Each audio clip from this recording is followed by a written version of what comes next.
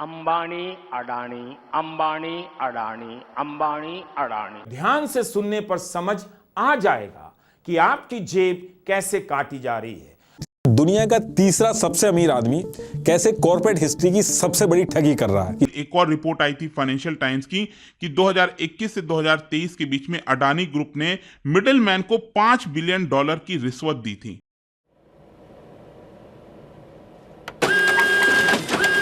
Financial times की एक खबर आई है और उनका यह कहना है कि अडानी के ऊपर इल्जाम यह है कि उन्होंने लो ग्रेड का जो कोयला है वो बाहर के देशों से खरीदा और भारत को यह बोलकर बेचा कि वो हाई ग्रेड का कोयला है, मतलब कि भारत को अच्छा खासा चूना लगाया है, ऐसा फाइनेंशियल टाइम्स का कहना है। तो अच्छी तरह देखिए फाइनेंशियल टाइम्स ऑफ लंदन।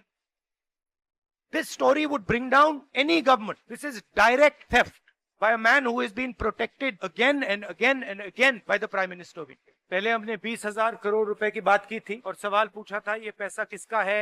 अब पता लगता है 20,000 करोड़ का फिगर गलत था, उसमें 12,000 करोड़ और ऐड हो गए हैं, तो अब टोटल फिगर 32,000 करोड़ का हो गया है। अडानी जी इंडोनेशिया में कोयला खरीदते हैं और जब तक वो कोयला हिंदुस्तान पहुंचता है उसका रेट बदल जाता है, डबल हो जाता है।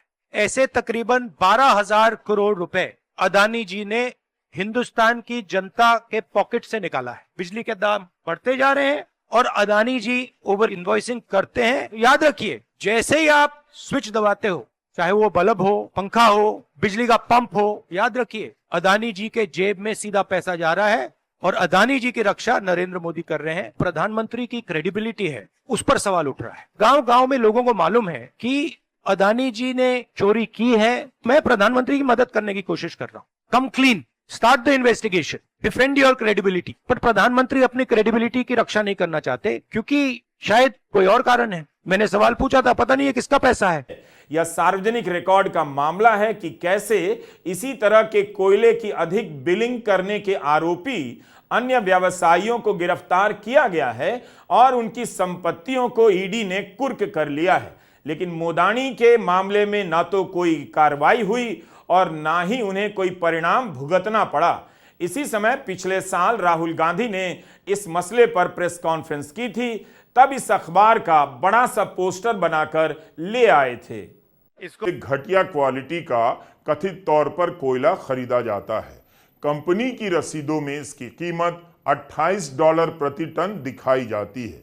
वहां से यह सप्लाई वर्जिन आइलैंड की मिडिलमैन सुप्रीम यूनियन इन्वेस्टर्स से होते हुए अडानी सिंगापुर के पास आती है। 7 दिनों के भीतर इसकी कीमत $33 प्रति टन दिखाई जाती है। यहां तक इसकी क्वालिटी 3,500 कैलोरीज प्रति किलोग्राम है, जिसे निम्न गुणवत्ता का कोयला माना जाता है।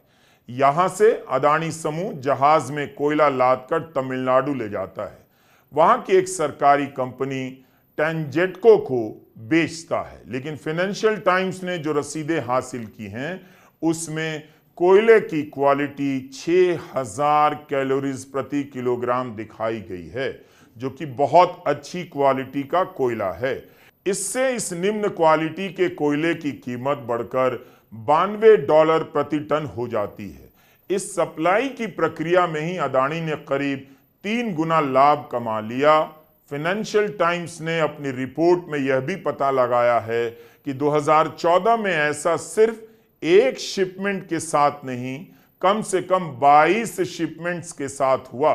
इस तरह 1.5 मिलियन टन कोयला, जो असल में घटिया क्वालिटी का था, घटिया कोयले की दरों पर उठाया गया। उन्हें बेहतरीन क्वालिटी का बताकर महंगी कीमत पर यह रद्दी कोयला सरकारी कंपनी को बेच दिया गया।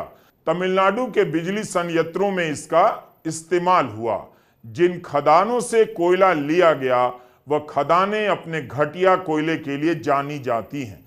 अडानी के साथ हुए इस कॉन्ट्रैक्ट में यह बात स्पष्ट थी कि अच्छी क्वालिटी का कोयला ही सरकार को दिया जाएगा। फिर भी अडानी समूह ने कथित रूप से घटिया क्वालिटी का कोयला दिया। 2016 में तमिलनाडु में AIADMK की सरकार थी। OCCRP और फाइनेंशियल टाइम्स की रिपोर्ट से 2 बातें सामने आती हैं। कथित रूप से खराब क्वालिटी का कोयला बेचकर हाई क्वालिटी का पैसा लिया गया, सरकार को चूना तो लगा ही, और खराब क्वालिटी का कोयला जलाने से हवा में प्रदूषण। एक और स्टडी 10 साल पहले किया गया था, उसमें बताया गया कि भारत में जो कोयले के प्लांट्स हैं जो कि 3/4 ऑफ भारत की इलेक्ट्रिसिटी प्रोवाइड करते हैं, उनकी वजह से करीब 15% ऑफ एमिशन जो है वो मैन मेड एमिशन वो इसी की वजह से होता है, जो पर्टिकुलेट मैटर की हम बात करते हैं। फिर 30% ऑफ नाइट्रोजन ऑक्साइड इसी कोयले प्लांट की वजह से जनरेट होता है। 50% ऑफ सल्फर डाइऑक्साइड इसी कोयले प्लांट की वजह से जनरेट होता है।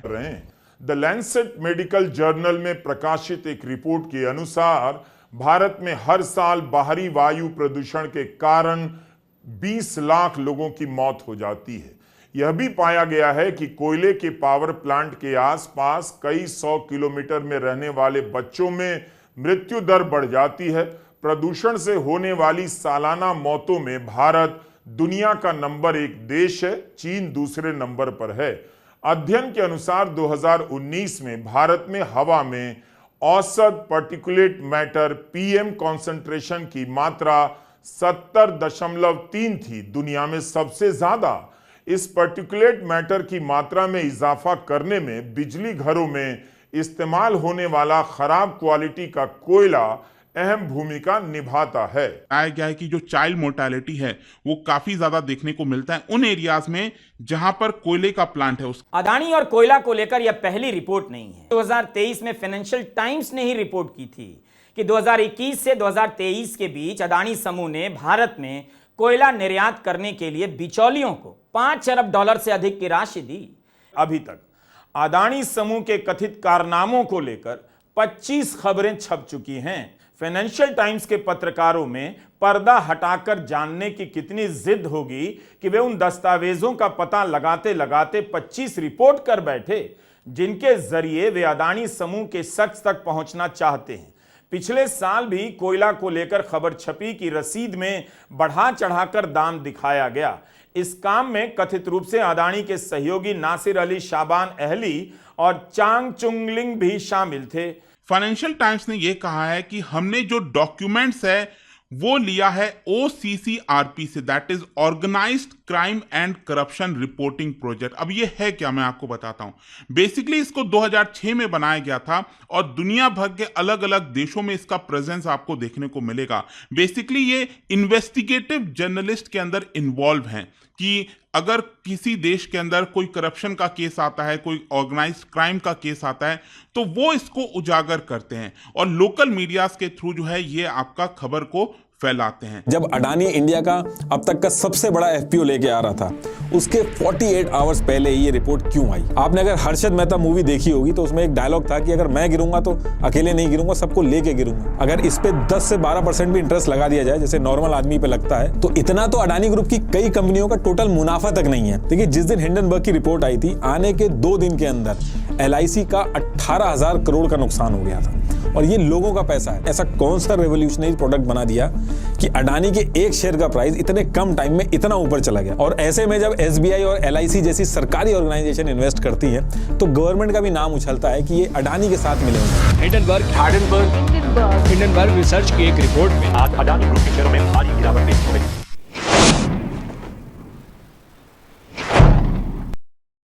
तो जैसे बाकी कंपनीज प्रॉफिट बनाने के लिए रन होती हैं, ऐसे ही हिंडनबर्ग रिसर्च जो है ये भी कोई समाज सेवा नहीं कर रही है, ये प्रॉफिट बनाने के लिए फाइनेंशियल रिसर्च करती है ऑल ओवर वर्ल्ड में। इसे सुनेंगे तो एक एक लाइन समझ जाएंगे। 1937 को जर्मनी के एक एयरशिप जिसका नाम हिंडनबर्ग था, उसमें आग लग जाती है और 35 लोगों की जान चली जाती है। ये दुनिया के काफी बड़े हादसों में से एक है और ये एक ऐसा इंसिडेंस है जिसको मैन मेड डिजास्टर कहा जाता है, क्योंकि इसमें जरूरत से ज्यादा हाइड्रोजन गैस थी और 100 लोगों को दुनिया के सबसे ज्यादा फ्लेमेबल मटेरियल में बैठा के नहीं भेजना चाहिए था। ये पूरा इंसिडेंट अवॉइड किया जा सकता था। नेथन एंडरसन ये एक इजरायली सिटीजन है जो एक जमाने में जेरूसलम में एम्बुलेंस चलाते थे। इन्होंने यूनिवर्सिटी ऑफ कनेक्टिकट से अपनी बैचलर्स डिग्री पूरी की और ये जो हिंडनबर्ग का हादसा हुआ था, इसके नाम से 2017 में एक कंपनी खोली जिसका नाम रखा हिंडनबर्ग रिसर्च। नेथन का कहना है कि जिस तरीके से हिंडनबर्ग का हादसा मैनमेड था, इसमें इंसानों की गलती थी, उसको रोका जा सकता था।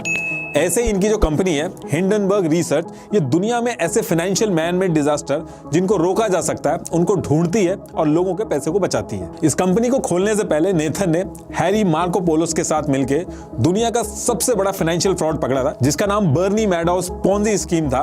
आप अगर सर्च करोगे biggest financial fraud in the history तो आपको मिलेगा, वहां पे हैरी का नाम मिलेगा। और कई सालों तक रिसर्च करते हैं, उसके बाद पूरी रिपोर्ट बना के सोशल मीडिया और न्यूज आउटलेट्स होते हैं उसमें डाल देते हैं। देखिए हिंडनबर्ग रिसर्च एक ऐसी कंपनी है जिसका एड्रेस तक आप नहीं पता कर सकते।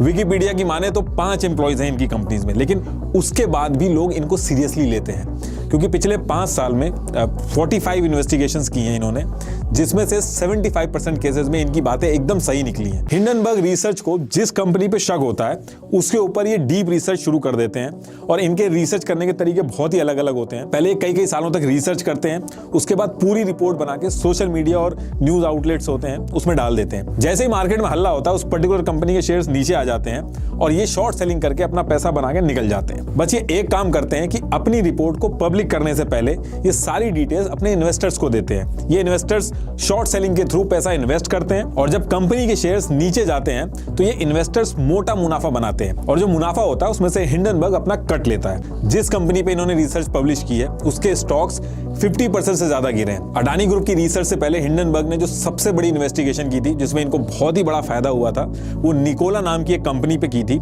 जो इलेक्ट्रिक व्हीकल बनाती थी। हिंडनबर्ग ने जो निकोला के ऊपर रिसर्च की थी उसको नाम भी बड़ा इंटरेस्टिंग दिया था, झूठ का महासागर। निकोला की मार्केट वैल्यू 34 बिलियन थी। हिंडनबर्ग की रिपोर्ट आने के बाद इनकी मार्केट वैल्यू सिर्फ 1.3 बिलियन तक बची गया। और ऐसी कई companies WINS finance, China metal resource utilization, HF foods, blockchain, इन सब का हाल बुरा हो गया था जब हिंडनबर्ग ने इन पे रिपोर्ट पब्लिश की थी। 90% तक शेयर्स नीचे गिर गए, उतना ही जाता है। जैसे अडानी के केस में इन्होंने 85% तक बोला है कि नीचे जाएंगे। यही रीजन है कि दुनिया भर के अमीर लोग जितना अपनी गवर्नमेंट से नहीं डरते हैं उससे ज्यादा हिंडनबर्ग की रिपोर्ट से डरते हैं। हिंडनबर्ग की रिपोर्ट आई थी, आने के 2 दिन के अंदर LIC का 18,000 करोड़ का नुकसान हो गया था और ये लोगों का पैसा है। आपने अगर हर्षद मेहता मूवी देखी होगी तो उसमें एक डायलॉग था कि अगर मैं गिरूंगा तो अकेले नहीं गिरूंगा, सबको लेके गिरूंगा। तो अडानी ग्रुप के गिरने से भी पूरे देश की इकोनॉमी जो है वो हिलेगी। इंडिया का GDP में भी अडानी ग्रुप का बहुत बड़ा योगदान है।